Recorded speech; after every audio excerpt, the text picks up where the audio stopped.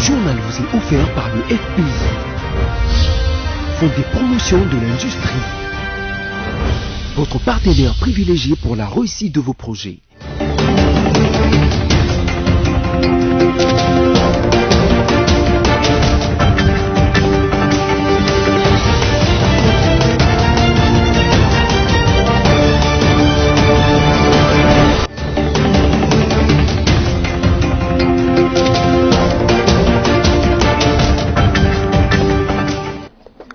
Il est l'heure de vous informer. Mesdames, Messieurs, bienvenue à cette nouvelle session d'information sur BSC TV, dont voici le sommaire. Bonne nouvelle pour le province touché par la maladie à virus Ebola. Après les succès enregistrés le mois dernier par le docteur Jean-Jacques Mouyembe, 5 autres médicaments approuvés sont introduits pour lutter contre cette maladie dans les jours à venir. Une annonce faite par le chef de l'État Félix Tshisekedi lors de son discours le jeudi dernier du haut de la tribune de l'ONU à New York aux États-Unis d'Amérique. Et puis, l'exécutif national congolais s'emploie à récupérer 6 millions de francs congolais qui vont dans les poches des agents et fonctionnaires fictifs de la fonction publique. Enfin, après l'annonce du décès de l'ancien président français Jacques Chirac, plusieurs personnalités du monde ont adressé leurs condoléances à sa famille biologique et à la nation française. Parmi ces personnalités figure le chef de l'État congolais Félix Antoine Tshisekedi Tshilombo ainsi que le sénateur Joseph Kabila Kabange. Il n'est pas juste que l'Afrique soit la seule région du monde sans représentant permanent au Conseil de sécurité. Ces propos sont du président de la République, Félix Antoine Tshisekedi Tshilombo, qui a plaidé pour la présence des pays africains à l'instance décisionnelle de l'Organisation des Nations Unies le jeudi 26 septembre 2019 lors de son premier discours à l'ONU en marge de la 74e Assemblée générale de cette organisation mondiale. Suivez cet élément avec Liévin Luzolo. Le premier grand oral de Félix Tshisekedi a vécu ce jeudi du haut de la tribune des Nations Unies. Dans son allocution, le président congolais a notamment plaidé pour la réforme du système du Conseil de sécurité de l'ONU. Afin d'être plus apte à relever durablement les défis du développement, dans un monde plus globalisé, nous préconisons une réforme globale du système des Nations Unies, notamment du Conseil de sécurité et des agences du système des Nations Unies. Le processus de réforme du Conseil de sécurité doit être mené à son terme et prendre en compte la position commune africaine énoncée dans la déclaration de Sirte, a plaidé Félix Tshisekedi. Pour le chef de l'État congolais, il n'est pas juste en effet que l'Afrique demeure la seule région du monde sans représentant permanent au sein du Conseil de sécurité, alors que l'essentiel des enjeux démographiques, sociaux et environnementaux de la planète sont intrinsèquement liés à ces continents. Par ailleurs, le chef de l'État congolais a plaidé pour la levée intégrale des sanctions qui touchent encore le Zimbabwe depuis 2002. Je saisis par ailleurs cette opportunité pour revendiquer du haut de cette tribune la levée intégrale des sanctions qui touchent encore la République du Zimbabwe, et ce depuis 2002.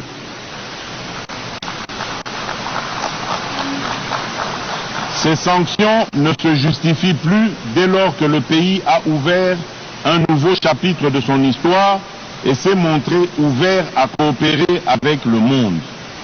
Le maintien de ces sanctions est injuste. Il entrave l'attractivité du pays aux investissements étrangers et il affecte non seulement le Zimbabwe, mais aussi l'ensemble de la région. Félix Tshisekedi demande à ses pairs de conduire jusqu'au bout tous les processus de réforme du Conseil de sécurité. Restons toujours dans la 74e Assemblée générale des Nations Unies. Cette fois-ci pour vous parler de la bonne nouvelle annoncée par le chef de l'État congolais, Félix Antoine Tshisekedi Tshilombo, qui a dit que les provinces touchées par la maladie à virus Ebola, après les succès enregistrés le mois dernier par le docteur Jean-Jacques Mouyembe, 5 autres médicaments approuvés seront introduits pour lutter contre cette maladie dans les jours qui viennent en RDC. Suivez une fois de plus les détails avec Liévin Luzolo.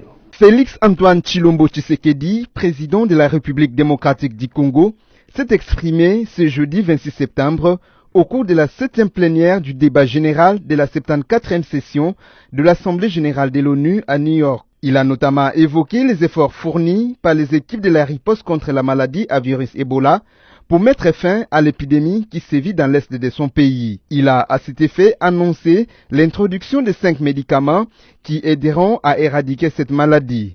C'est dans cette vision que la République démocratique du Congo entend accélérer la mise en œuvre d'un programme de développement d'infrastructures à la hauteur de son immense superficie de 2 345 000 km² afin de relier le pays d'ouest en est et du nord au sud, de faciliter le transit des biens et des personnes et de libérer le potentiel agricole de nos provinces. Monsieur le Président, aujourd'hui, la République démocratique du Congo détient environ 70% des réserves mondiales des métaux stratégiques indispensables pour réaliser la transition énergétique et numérique qui s'impose à l'humanité. Plutôt que d'utiliser ces réserves naturelles de minerais comme source de rente monopolistique, mon pays se propose de s'ouvrir au monde en permettant l'exploitation réglementée de son sous-sol contre un accompagnement à l'industrialisation et à la production de batteries et de composants à plus haute valeur ajoutée. Le monde a soif de cobalt, de coltan et de lithium. Nous voulons des emplois industriels, de la formation et du développement. En plus de l'introduction de ces nouveaux médicaments, la RDC va introduire un deuxième vaccin dans la lutte contre la maladie à virus Ebola à partir de mi-octobre. Vaccin préventif, il ne sera utilisé que dans des zones non encore infectées et va cibler premièrement les commerçants qui traversent régulièrement les frontières Goma-Gisenyi. Revenons cette fois-ci en République démocratique du Congo. Le ministre de la Coopération internationale, intégration régionale et francophonie, Pépin Guillaume Mandjolo, a présidé le jeudi 26 septembre 2019 la deuxième réunion préparatoire des 9e Jeux de la francophonie prévue en 2021 à Kinshasa. Autour de lui, le ministre des Sports, celui de la recherche scientifique, de la culture et arts et de la jeunesse. Suivez le compte-rendu de cet élément avec Clarisse Bebimwika. La République démocratique du Congo se prépare à recevoir le 9e Jeux de la francophonie qui se tiendront en 2021 à Kinshasa. Après Abidjan en 2017, c'est au tour de la capitale congolaise d'organiser ces rendez-vous de tout le pays ayant les Français en partage. C'est dans les cadres de préparatifs que le vice-premier ministre, ministre de la Coopération internationale, intégration régionale et francophonie, Maître Pépin Guillaume Mandjolo, coordonne depuis lundi 23 septembre de réunions interministérielles. C'est jeudi 26 septembre, le ministre concerné dans cette organisation, Amos Mbayo de Sport, José Panda de la recherche scientifique, Billy Kambale de la jeunesse, Jean-Marie Lokunju de la culture et arts, se sont retrouvés une deuxième fois autour du patron de la coopération internationale et francophonie en vue d'évaluer les préparatifs de la dite activité de portée internationale et de mettre en place une politique de gouvernance de ces échanges culturels. Le vice-premier ministre Pépin Guillaume Mandjolo fait confiance à son équipe. Il promet de rattraper le retard causé par la longue attente de la nouvelle équipe gouvernementale. Cette réunion est la suite d'une première réunion qui s'est tenue le 23, c'est-à-dire le lundi. Nous devions nous assurer de l'évolution des activités en rapport avec l'organisation de 9e Jeux de la francophonie à Kinshasa. Nous sommes en train de mettre en place à la fois les procédures, les structures et la politique qui doit gouverner cette activité. Il était nécessaire qu'on se voie une deuxième fois, mais je pense que c'est une deuxième avant les autres fois qu'on va devoir se voir. Et nous avons fixé ensemble de le voir une fois par semaine, au besoin 2 fois, pour pouvoir mettre en place ces calendriers très très contraignants dans la mesure où nous avons pris énormément de retard par rapport à l'organisation de cette activité. Il n'y a pas d'obstacle dans la mesure où, comme vous savez, le gouvernement a été institué, investi il n'y a pas très longtemps, ce qui fait qu'il est temps d'entrer dans le dossier de part et d'autre. Tous les ministres concernés devaient quand même apprécier la situation et évaluer la situation. Maintenant, ensemble, on a des idées claires parce qu'il faut du temps. On ne peut pas comme ça arriver au matin et au soir, on commence à agir. Il faut un temps de repos, un temps d'appréciation, un temps d'évaluation avant d'avancer. La RDC devra profiter de l'organisation de la 9e édition des Jeux de la francophonie pour vendre son image, attirer du monde et développer le tourisme. Dans les tout prochains jours, grâce à une ordonnance présidentielle et à un décret de la primature, un comité technique préparatoire de ces Jeux sera mis sur pied. L'exécutif national congolais s'emploie à récupérer 6 millions de francs congolais qui vont dans les poches des agents et fonctionnaires fictifs de la fonction publique. Placide Kesselo nous explique dans cet élément de reportage. Le gouvernement et l'Onkamba s'engagent à récupérer 6 milliards de francs congolais des 5238 agents fictifs. Ces chiffres ont été avancés par le président du comité de suivi de la paye des agents et fonctionnaires de l'État, Jean-Louis Kayembe Kayembe. C'était au cours d'une séance de travail ce jeudi 26 septembre 2019 avec le vice-premier ministre et ministre du budget, Jean-Baudouin Mayo Mambeke. C'était aussi l'occasion pour la commission permanente chargée de la certification des résultats des missions de la paye, de présenter au ministre du budget les procès-verbal qui a sanctionné les 3e ateliers de validation des rapports de paye des agents et fonctionnaires non identifiés. En outre, la dite commission souligne que l'argent des 4000 agents sera bloqué jusqu'à la fin de l'année 2019. Cet argent pourra impacter positivement sur le budget de l'État congolais qui peut s'en servir pour des bonnes fins. À la clôture de la séance de travail, Jean-Baudouin Mayo Mambeke, vice-premier ministre et ministre du budget, a encouragé les membres de la commission pour les efforts déployés en vue de mettre fin à la fraude qui ne cesse de détruire l'économie congolaise. Parlons santé à présent. La campagne de vaccination contre la rougeole dans 6 provinces de la République démocratique du Congo se poursuit. 825 000 enfants seront donc vaccinés au cours de cette campagne. Encore une fois de plus, Placide Kesselo pour le reportage. À l'occasion du lancement de la campagne de vaccination organisée conjointement par l'Organisation mondiale de la santé, Médecins sans frontières, l'UNICEF et le gouvernement congolais, ce mercredi 25 septembre 2019, il a été affirmé que 825 000 enfants âgés de 6 à 59 mois seront vaccinés. D'après les initiateurs de cette campagne, le but visé est celui de contenir l'épidémie de rougeole, considérée comme la plus importante et la plus rapide au monde. 6 provinces de la République démocratique du Congo sont concernées par la dite campagne. Il s'agit des provinces de l'Équateur, de la Mongala, du Kwilu, du Kwango, du Maïndombe et du Kasaï oriental. Suivant les chiffres avancés par l'OMS à la date du 17 septembre 2019, 183 837 cas suspects étaient enregistrés dans 190 des 519 zones de santé répertoriées en RDC, dont 3667 décès. Ces décès ont plus frappé les enfants, a indiqué en plus le communiqué de l'OMS. La campagne qui a débuté le 25 septembre 2019 va se clôturer le 4 octobre 2019.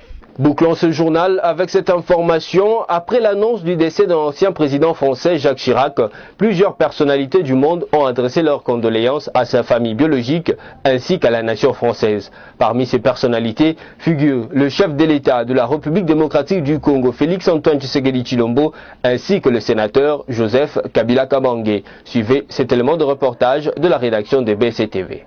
Je vous donne l'impression de ne pas aller bien? Non, je ne sais pas, je me pose la question. Je me porte très bien. Aussitôt après que l'annonce du décès de l'ancien président français Jacques Chirac a été rendue publique, les messages de condoléances fusent de partout. La RDC n'a pas fait exception. À partir de New York où il se trouve, le chef de l'État congolais Félix Antoine Tshisekedi Tshilombo a déclaré avoir appris avec consternation la disparition de Jacques Chirac.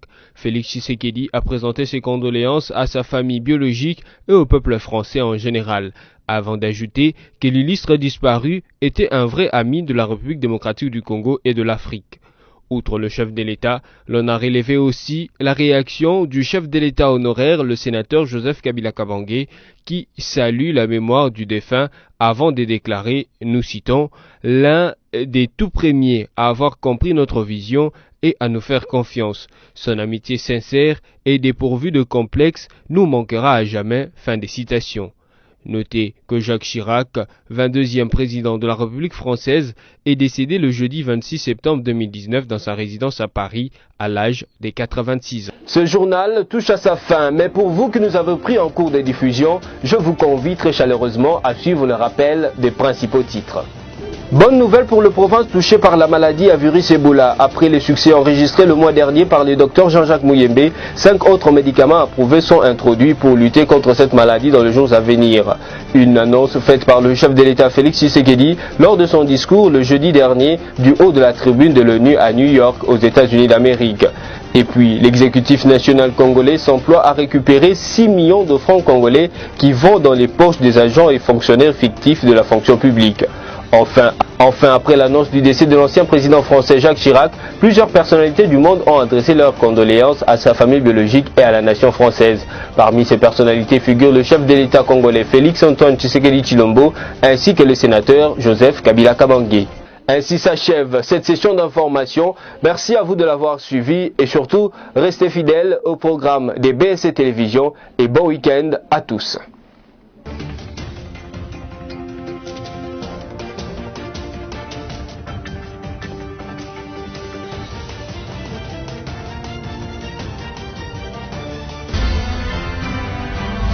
Ce journal vous a été offert par le FPI, Fonds des promotions de l'industrie, votre partenaire privilégié pour la réussite de vos projets. Bienvenue à tous à cette lecture de médias en ligne sélectionnée pour vous sur BSC TV. Commençons cette revue de presse avec les sites d'information congovirtuel.org qui avertit censure de la chanson, gare à la politisation du dossier.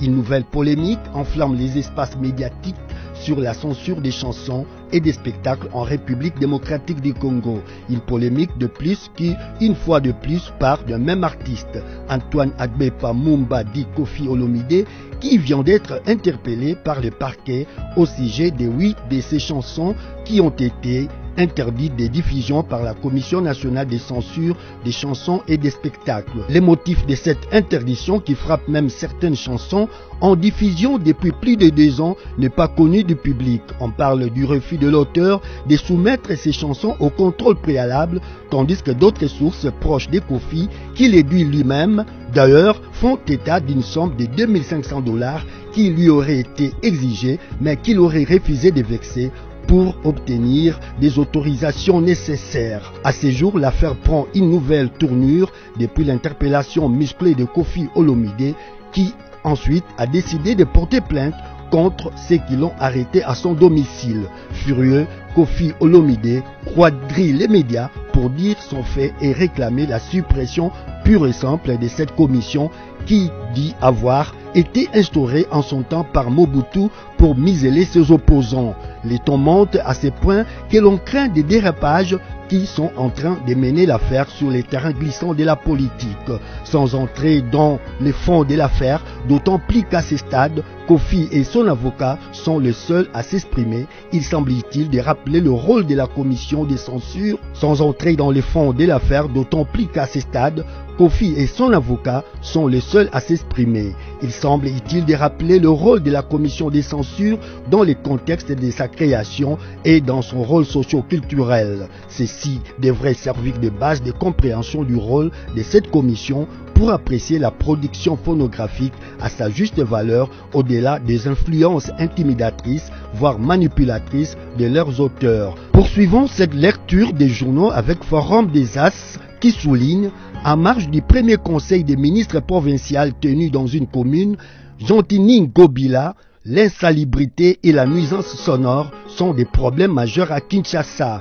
Dans son adresse à la population de la commune de Mongafula le jeudi 26 septembre au terrain Tumba 1, le gouverneur de la ville de Kinshasa, Jontining Gobila Mbaka, a qualifié l'insalubrité et les nuisances sonores des problèmes majeurs qu'il faut combattre à tout prix. Commençons à mettre de la propreté dans nos maisons, nos avenues, nos quartiers, notre commune de Mongafula, a-t-il lancé à l'endroit des habitants de cette municipalité venus nombreux l'écouter. La commune de Mongafula est la première commune à abriter un conseil des ministres du gouvernement provincial de Kinshasa. C'est une innovation en réponse à la promesse que j'avais faite au terme de mon élection comme gouverneur de la ville-province de Kinshasa en avril dernier. J'avais en effet promis d'instaurer les systèmes de tenir des conseils des ministres à tour de rôle dans les communes de Kinshasa, a indiqué Jontining Gobila Mbaka. Un privilège qui doit pousser les habitants de Mongafula à être parmi la population phare en ce qui concerne la lutte contre l'insalubrité et les nuisances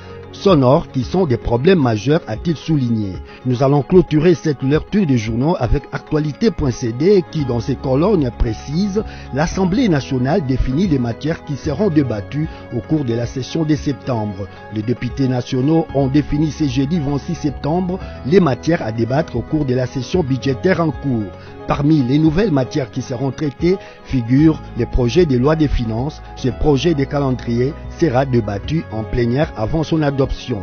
Ci-dessous les matières inscrites: validation des pouvoirs, les nouvelles matières, projet de règlement intérieur du Congrès, proposition des lois modifiant et complétant les décrets du 30 janvier 1940 portant le code pénal, proposition des lois portant protection et promotion des droits des personnes vivant avec handicap, projet de loi des finances pour l'exercice 2020, projet de loi portant reddition des comptes de la loi des finances de l'exercice 2018, proposition de loi organique modifiant et complétant la loi organique 10/013 du 18 juillet 2013 portant organisation et fonctionnement de la loi électorale nationale indépendante telle que modifiée et complétée à ces jours, proposition de la loi relative à la suppression de la peine de mort, proposition de loi portant lutte contre la corruption.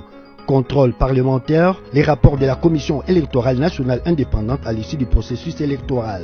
Fin de cette revue de presse. Merci de votre attention soutenue.